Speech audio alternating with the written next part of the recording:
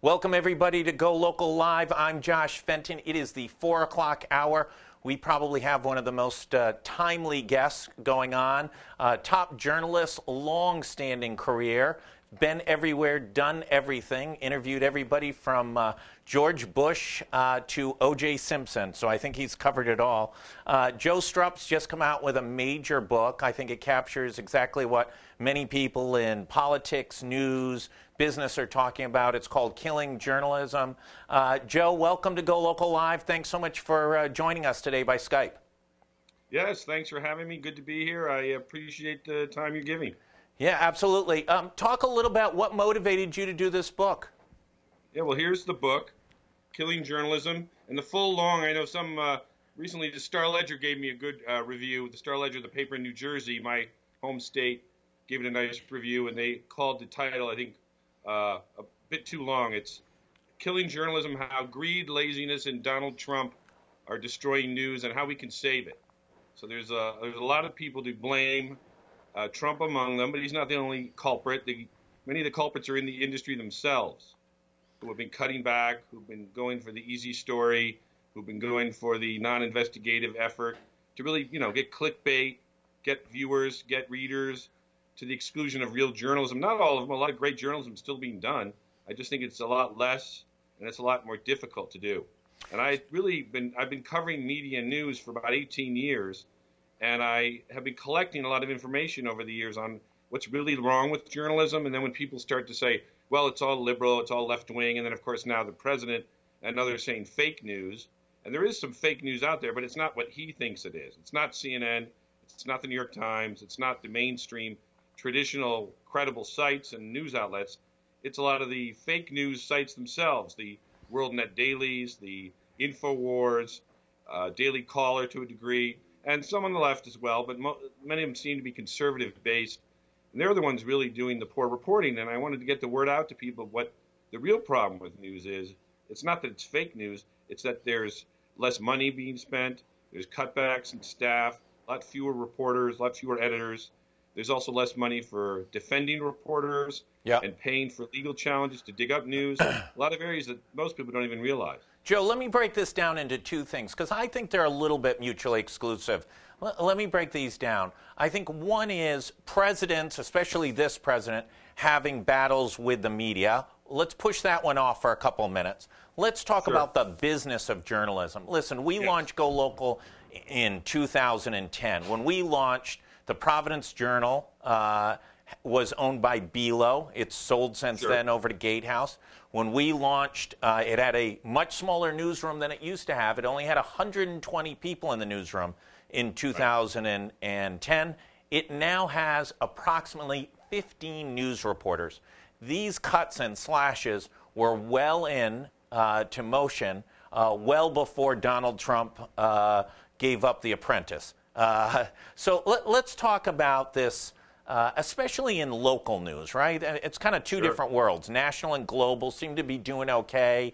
CNN, the New York Times, ABC News, and then local, mid-city markets and local. Talk a little bit about what's going on in local markets around the country. Right, and a lot of newspapers are closing or cutting back. I live in New Jersey, which, again, as I mentioned, the Star-Ledger is the major paper here. Right. For many years, it was what we would call fat and happy. Yeah. It was making lots of money for Advance Media, which owns them, and several other papers, and also owns many magazines in a lot of areas. But they had really successful big newspapers, big news staffs. Our Trenton Bureau for the Star-Ledger and the Record, which was the other paper that's now owned by Gannett, they had big coverage of state and local news and regional news. They don't have that anymore. Right. They don't cover small towns like they used to. They come to my town and others in New Jersey when there's a big fire or a murder or some eye-grabbing story, but they're not covering the city councils. They're not covering the school boards. They're not covering the regional water district and these other places that take your money and spend it and that should be reported on, and also are the place where you count on for clean water, for good schools, for clean air, for transportation. New Jersey is a major transportation issue. Lots of people commute into New York City every day. I'm sure up where you are, there's plenty of Providence transit going on, Boston area, Lots of areas not being covered because the local and state coverage is not being done. And weekly papers are doing a lot less than they used to. In many places, that's the only outlet for journalism. And then there are creation of what we call these news deserts. Areas across the country, the Columbia Journalism Review has done big stories on this, as has the Poynter Institute. These areas that have really no regular news coverage, no radio, not even weekly papers in some areas.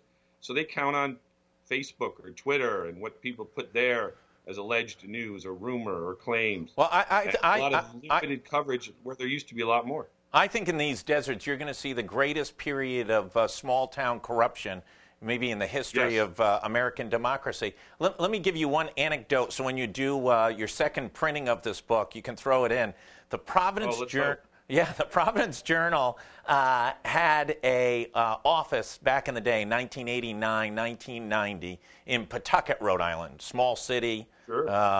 You know, I think it's the fourth largest city in Rhode Island, which means it's really small. Home of the Pawtucket Red Sox, I believe. Yes, absolutely. And they had an office with 9 reporters and 2 editors. And of those 9 reporters, 3 of them went on to win Pulitzer Prizes. Dean Starkman, who then later went to the Wall Street Journal and the LA Times. He wrote for us for a bit. Helene Cooper, who's now at the New York Times. Oh, right, I know her at the New York Times. And Dan Barry at the New York Times. Dan Barry, who now lives in New Jersey, not far from me. So, and writes for the New York Times. I didn't know they all had that connection. That's yeah, great. They were all in the same little newsroom out in a branch, you know, in the kind of in the middle of nowhere. And that goes to show you what the influence, the depth, the quality of newspapers had 25, 30 years ago.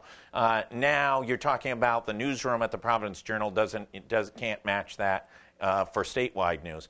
Let's talk a little bit about, you know, we're seeing these companies just gobbling up newsrooms and newspapers. Gatehouse just bought a group, I think, out in Indiana, and then a couple days later they laid off 60 people across the country. Obviously, everybody's talking about Digital First, who's owned by a major hedge fund. Yes. They're trying to make a move on Gannett, owners of USA Today, and some other major newspapers. Listen, these companies are finding some way to strip mine these newspapers, sell off assets, sell off real estate, and make money. And in capitalism, heck, that's the way railroads got built and lots of other things got built. You know, those in the media and maybe even those of us, those in politics and in other sectors complain about this, but isn't it fair game? Isn't, you know, these things are for profit and people want to make money off these things. They've always been businesses for the most part. Right, and I actually talk in my book at the end about nonprofit news, which I think is one of the answers, not the only answer. Right. A lot of nonprofit news sites have come about in the last 5-10 years. There's almost 200 of them. ProPublica in New York is probably the most well-known. Up by you have the New England Center for Investigative Reporting. Sure. There's similar outlets in California. But yes, news outlets are for profit. But in the old days, it seemed to be when there were more family-owned or smaller companies, the profit margin was less. The many family-owned papers, you mentioned Belo that owned the Providence Journal. I worked for them in California at the Press Enterprise in Riverside, sure, which had been owned for a long time by a local family. Belo bought them, treated them pretty well as far as newspaper companies go.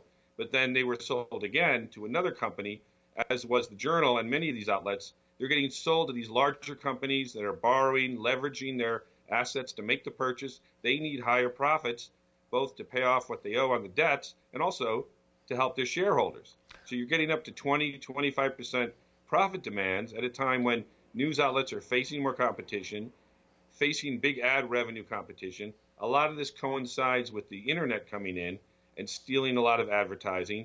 Google and Facebook now account for a majority of online and general advertising, and they don't really even cover news. Right. So that's one of the problems that deals with having, yes, they're for profit, but the profit demand is larger, and this is also, you know, really a public service. I write in the book about how journalism and news is the only real profession given constitutional protection. Yeah. We're right there in the First Amendment along with the religion and freedom of speech.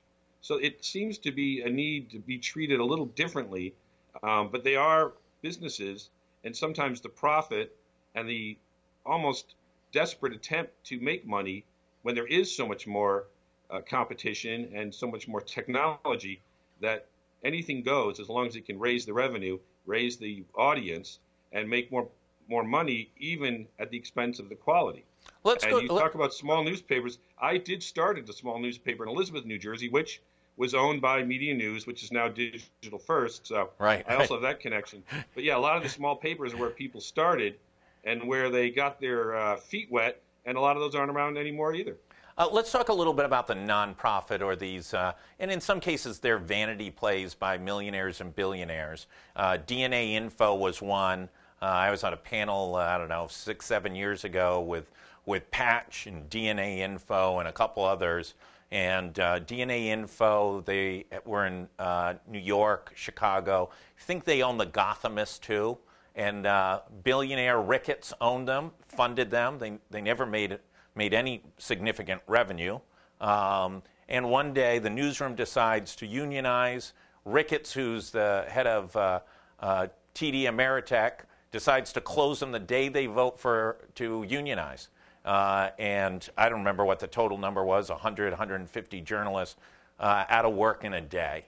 I worry a little bit about the nonprofit model because, one, doesn't build much innovation, and number two is generally, in the case of ProPublica, in the case of Texas Tribune, there's usually a very significant interest, a billionaire behind it, which creates its own conflicts, doesn't it? Well, I think in a lot of the ones you're mentioning, Texas Tribune has big money, ProPublica, a lot of the others, there's things like Inside Climate News, which has won a Pulitzer. Several of them have won awards and do good work. There's some in San Diego. One of the ones I highlighted in my book is The Lens in New Orleans, which has done a lot of award-winning work. And they also work with mainstream outlets. A lot of them have worked with the New York Times, with the Wall Street Journal, with public broadcasting. And I think they definitely weed out the poor imitators among those that are really trying to do some work. And since they are nonprofit, they are not seeking revenue to the point where they have to make a profit. Now, yeah, you can slant news and you can have biased coverage, but those aren't the ones that are going to be winning awards or getting attention. They're going to be kind of pushed aside, I think, after a while when people realize what's behind them, whether it's left or right-leaning. I think many of them are trying to do and fill this void in a way that can work with the current news outlets and other places. And it's not the entire answer. Personally, my view would be all news would be a nonprofit because they could focus on the quality of the product and not worry about making money. But we know that's not going to happen.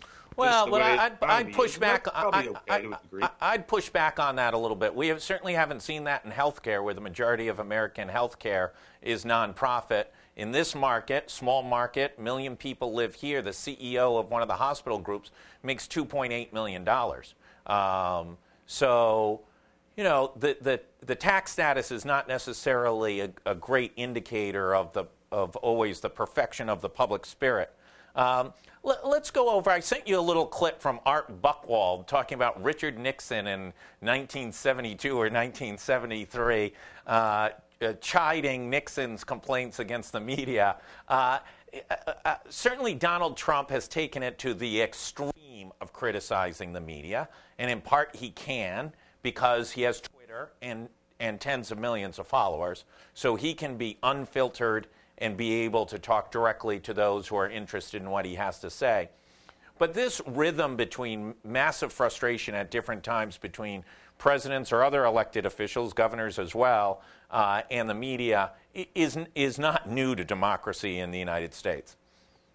No, every president has had its war with the press, including Obama. A lot of people forget the Obama administration was not a great friend to the press. Obama didn't go on Twitter and rip into them like Trump. He didn't call them fake news and urge the public to attack them or call them enemy of the people. But in the administration, they did a lot to counter the press. They were one of the most secretive administrations in terms of getting information out. Right. They were, for a while, Obama started a war with Fox News, didn't want them to be allowed in the press briefings or called on. That got a lot of backlash from many of the rivals of Fox, who generally unite together and say, look, you've got to treat us all like professionals. Fox, CNN, Wall Street Journal, New York Times, that's one of the things about the White House correspondents in general.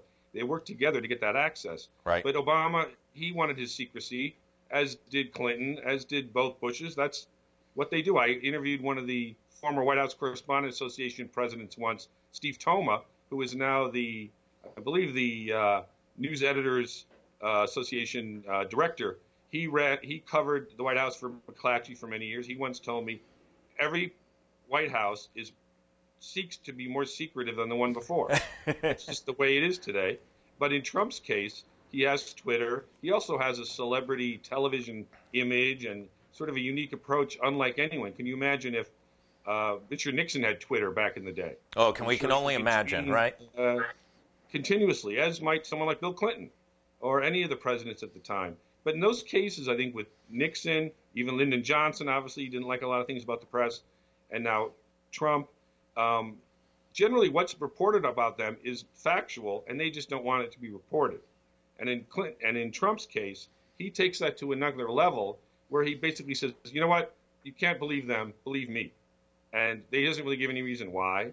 He doesn't give any proof that any of this is fake or that things are not true. He just claims it. And when you have a president who lies as much as he does, as bad as Nixon might have been with the press and with telling the truth in many cases, he didn't seem to spout as many lies as Trump, although several that were very large lies led to him leaving office. But in Trump's case, he really does take that direct approach, that clear attack that's really baseless, and that does a lot of damage, not only to the press who he's going after because people will believe the president, but also to Trump's own image. And it kind of creates this cycle of when do you believe him, when do you fact check him, and when can the public trust what he says and also trust what the press says because he's saying so many negative things about them. Isn't a Trump, though, require the press to absolutely double down on making sure stories are correct? We saw a recent case of the interaction between a Catholic school, high school kid and a Native American at a demonstration. The media got the story wrong. I think yesterday the young man's family filed a $250 million. Yes, they're suing the Washington Post, which seems to be a very misguided lawsuit, but it'll be interesting how it unfolds. Well, it's certainly, clearly a number of journalists apologized once they saw other versions of the interaction from other video perspectives. There's some criticism of the media on what's going on with the star of the show Power and his claims of being racially attacked for racial reasons. The young man from Empire. Yeah, Empire. Sorry, not Power. Empire. Because of Trump's ability to communicate with people and his maybe not always completely dependent on the facts, as you point out, but relentless criticism of the media, doesn't it really require the media to slow down sometimes and make sure they get it right? CNN had a story of, a year ago, proved to be incorrect. They dismissed, I believe, the news director and a number of other folks. Some of these and in previous administrations, maybe they wouldn't be so exposed and be picked up quite so publicly. Isn't it really a requirement of the media for its own effectiveness to double down and make sure that they fact check? Yes, and I think a lot of that has happened since Trump got in. We've seen more investigative reporting, more in-depth coverage. I think that's a positive. Absolutely. And the other interesting thing we're seeing is that there's a lot of news outlets who are succeeding because of Trump. The New York Times has shown revenue and readership is up. A lot of the cable channels have seen increases in viewership. A lot more reporting is being done on in-depth studies and in-depth sources.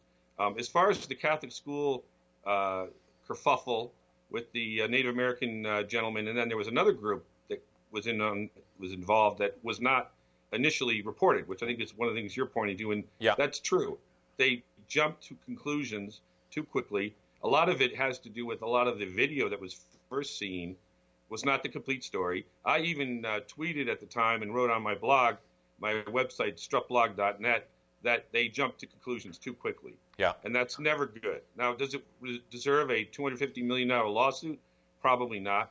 But is it another sign of misguided reporting and jumping to conclusions? Yes. I have several chapters in the book on breaking news and over coverage and jumping to the facts before they're all known. And that was a perfect example of it. The gentleman from Empire who claimed he was attacked both as a hate crime against him being gay and also being African American. I do recall early on in that coverage, there was some, I thought CNN and another outlet the day after did make sure to report that police were saying there was no video of the event, there were no witnesses, and they were still looking for more verification. And some people said, well, why didn't they question him right away? Well, that's a tricky subject, I think. When you're talking about racial issues, you're talking about hate crimes, you don't want to immediately say that something was made up or fake when you don't know. It did seem a little strange to me and a lot of people, I think, because he claimed the person had a Make America Great hat and that they put a noose around his neck. Those are things that aren't generally done in these kinds of hate crimes in urban areas, and there were no witnesses. There was some skepticism, I think, even early on. Not everyone saw those reports because not everyone sees everything. People also start to claim things on Facebook, on Twitter, that they believe occurred or that they say was done in the reporting when it wasn't necessarily. And as soon as the police came out and said, we're not sure about this, even before the two young men were brought forth who allegedly were hired by him to commit the crime, I think the media was pretty quick to update. And again, people who want to go after the media will find reasons to go after them. There are examples of news outlets making mistakes, but I think there are a lot more examples of them doing the right thing, doing the right reporting, and correcting it more often than Trump or a lot of the far-right false news outlets will ever do. Joe, and you're not going to have perfection. These are human beings, and it's also part of the fact that we do have fewer people. And that's one of the things you're going to have that's a real problem. Resources are cut, fewer people are doing the job, and there's less journalism to be done when there are fewer people on the job, and more mistakes are going to be made. That's true. Joe, you make a good point about the New York Times, their growth, especially on the digital subscription side. There probably hasn't been a front page in the last 2 years of the New York Times that did not have Donald Trump above the fold. Is their business in peril if Mike Pence becomes president of the United States? I think the New York Times is going to be in good shape as long as they're covering the news the way they're supposed to. They've definitely gotten a boost from Trump. As a lot of news outlets have. One of the things you talk about in your book is some solutions. Let's finish up with some of the solutions that you see as potential ways of saving media in the United States. Well, I think keeping a look at the nonprofit outlets, helping them to do what they're supposed to, keep the donations coming, get creative on new ones. And I think a lot of it's up to the public to support the true mainstream and honest journalism. There's niche publications that do a great job. There are outlets that just cover certain areas, just cover criminal justice, just cover education, local. Support the news outlet in your area, whether it's online, whether it's in print, whether it's on TV or on Sirius satellite radio or wherever it is. Support the ones that are doing a good job. Don't support the ones that are false and fake. Look into the fact-checking. There's a lot of great fact-checking that goes on. PolitiFact is one of them, factcheck.org. Snopes.com is one of my favorites. They're a website that will review rumors online, and we all know there's plenty of rumors and lies that go out online. And you know, the website is the web is a real hard bell to unring once something is spread around. So it's good to fact check these things constantly. I'm sure you see it as well. I see people put things on Facebook or Twitter. Hey, look at this story. I can't believe this is happening. Whatever it is, I'll do a quick check, see if it's real or not, and a lot of the time, it's a false story, a fake story, and it's not a fake news story from CNN or the New York Times or even Fox. Sometimes it's from some website you never heard of or some person creating it. I think it's really up to the public to subscribe to your papers, to put the money into these locations that are doing the good work, to demand corrections, and to also fact check when the president and others make claims that aren't true. Another thing you mentioned about this case involving the Catholic school student who's suing, this also comes a day after Clarence Thomas made a comment that he thought libel laws should be revisited. The Sullivan case, which basically set the current libel situation from 1964, the Sullivan case that was the New York Times related to a Montgomery, Alabama ad that was put in. That Bull Connors, wasn't it? Yes, the ad made false claims about Montgomery police treatment of Martin Luther King, but the findings in the Supreme Court were that it was not with malice. And that's a real key element to libel, as you know, that you have to have that malice intent for something to be considered libelous. Clarence Thomas just said the other day he would like to see that revisited. And I know Trump would like to see libel laws revisited. That would be a very dangerous thing if we made it easier to file lawsuits against press outlets for things that aren't really worth it. In my book, I talk about the Gawker case. Gawker.com was sued by the wrestler Hulk Hogan, and it ended up driving them out of business. But it turned out a lot of it was based on money that Hogan had supporting him, and that made Gawker deplete their funds to the point where they couldn't even appeal the case, that they might well have won an appeal, and now they're out of business. If we see that with other news outlets, it's going to be very scary. And I also talk about in the book the impact on funds and money to set aside for legal defense of news outlets is much lower. Libel cases are much more on the rise, according to many of the legal experts I talk to. And there's less money to defend reporters when they're trying to gain access to things like public documents and public records. And the Freedom of Information Act request backlog at the federal government is immense. Some of the requests for information going back more than a decade. Yeah. And so all of that plays into this, and it's very serious matter. We know it well. We sued the governor of the state of Rhode Island a couple of years ago over documents tied to an investigation to one of the biggest business failures, Kurt Schilling's 38 Studios and state police interviews. And it was lengthy and it was expensive. And ultimately, she surrendered the information we were seeking. But it's a lot of time and energy and money. It's real money. Yes, and that's something that a lot of news outlets don't want to deal with because they don't have the time or the money to put into it. And also a lot of outlets are sometimes hesitant to go after investigative stories if their protection is lessened, if they're more likely to face something like a lawsuit, a libel suit or slander suit, or even invasion of privacy, which was what the Gawker case was about. Right. And it makes them reluctant to try to take on a lot of these issues. And then a lot of news doesn't get covered the way it should. Listen, Joe, congratulations on the book. We'll have a story up tomorrow with links and where you can buy it on Amazon and all the rest. But we'd love to have the opportunity to check in with you from time to time in the future. You're becoming one of the leading experts on sort of where media is and what the future is. Your jacket endorsements on your book is about as good as you get in journalism today. So kudos to you and the respect of your peers that you've earned over your career and with this book. Anything else, people, that I didn't ask you about that people should know? No, I just think people should look. The book obviously has Donald Trump on the cover, and he's part of the title, but it's not. Most of it is not about Trump. Most of it is about related issues, from legal defense and some of the things we talked about to just the way some of the press is overcovering some news, undercovering some news, looking for the quick breaking story that's often wrong, and also trying to find other areas where we can improve coverage. But I think that's where it is. Also, yes, as you said, it's on Amazon.com, BarnesandNoble.com. Ask your local bookstore to order it if you want to get a copy there. And a lot of information on this and other things are on my website, joestrupp.com, and I'm also on Twitter at Joe Strupp. So my views and comments are everywhere, even if you didn't want to hear them. So thank you very much, and I'd love to come back. I appreciate the great work you guys are doing. It sounds like real in-depth stuff. Yeah, we'd love to, and if you're up in New England, we'd love to have you over in studio or maybe do a little dinner or something like that with you. I'll be in touch on that. Joe Strupp, thanks so much. Congratulations on the book. Well-timed, great title, and I think a very, very smart book with a lot of good insights. We welcome you on and hope to talk to you again soon. Thank you so much. Be well. Everybody, thanks so much for tuning in today in a special edition here on Wednesday, following up after Laura Afonso's amazing show with Lobster Paella. Can't beat that. Tomorrow we'll be back with Chelsea Gay and Kate Nagel in the 3 and the 4 o'clock hours. We will not be at the State House this week live because they're out on legislative recess.